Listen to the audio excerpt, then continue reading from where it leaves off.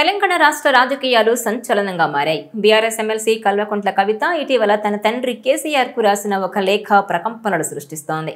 BRS లో విభేదాలొచ్చాయని, కవితను దూరం పెట్టే ప్రయత్నాలు జరుగుతున్నాయని ఈ లేఖ ద్వారా ఆమె చెప్పకనే చెప్పేశారు. ఇక ఈ లేఖ గురించి ఇటు కేటీఆర్ కూడా స్పందించారు. మా నాయకుడికి ఎవరైనా ఏదైనా సూచనలు ఇవ్వాలి అనుకుంటే ఇలా లెటర్ రూపంలో కూడా ఇవ్వొచ్చని తెలిపారు. ఇక కవిత కూడా ఆ లెటర్ నేనే రాశానని, మా నాన్న దేవుడని, కానీ ఆయన చుట్టూ దయ్యాలున్నాయంటూ ఇటీవల కవిత చేసిన వ్యాఖ్యలు సంచలనంగా మారాయి. ఇలా కవిత వ్యవహార శైలి చూస్తుంటే మాత్రం ఆమె అతి త్వరలోనే బీఆర్ఎస్ నుంచి బయటకొచ్చి కొత్త పార్టీ పెట్టబోతున్నారనే ఊహాగానాలు కూడా మొదలయ్యాయి.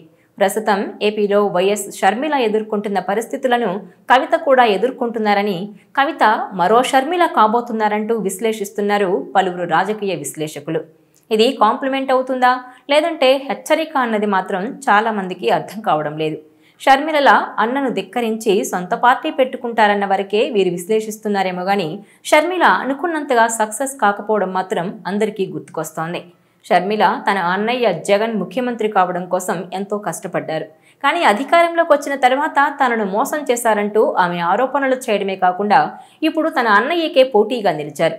ఏపీలో పీసీసీ అధ్యక్షురాలిగా బాధ్యతలు తీసుకుని జగన్పై తీవ్ర స్థాయిలో విమర్శలు కురిపిస్తున్న షర్మిల ఓ రకంగా తన అన్నయ్య ఓటమికి కూడా పరోక్షంగా కారణమయ్యాయని చెబుతారు. కానీ రాజకీయంగా ఆమె ప్రభావం పెద్దగా లేదు. కనీసం 5% ఓట్లు తెచ్చుకుంటే జగన్కు రాజకీయంగా శాశ్వతంగా నష్టం చేయొచ్చన్న అభిప్రాయం ఉంది. కానీ ఆ స్థాయిలో సక్సెస్ కాలేదు. అయితే కొంత దెబ్బ కొట్టారు. దానివల్ల షర్మిల రాజకీయంగా లాభపడలేదు. ఇక ఆ తర్వాత ఆస్తుల వివాదంలో అన్న చెల్లెలు కోర్టుకు కూడా వెళ్లారు. ఇలా తన అన్నయ్యకు వ్యతిరేకంగా పార్టీ పెట్టి ఆ తర్వాత కాంగ్రెస్లో విలీనం చేసి రాజకీయాల పరంగా ఎన్నో ఇబ్బందులు ఎదుర్కొంటున్నారు షర్మిల.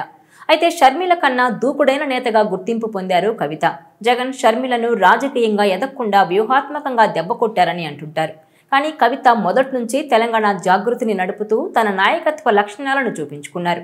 ఇప్పుడు సొంత పార్టీ పెట్టినా ఆమె దాన్ని సమర్థంగా నడుపుకోగలరన్న అభిప్రాయం ఉంది.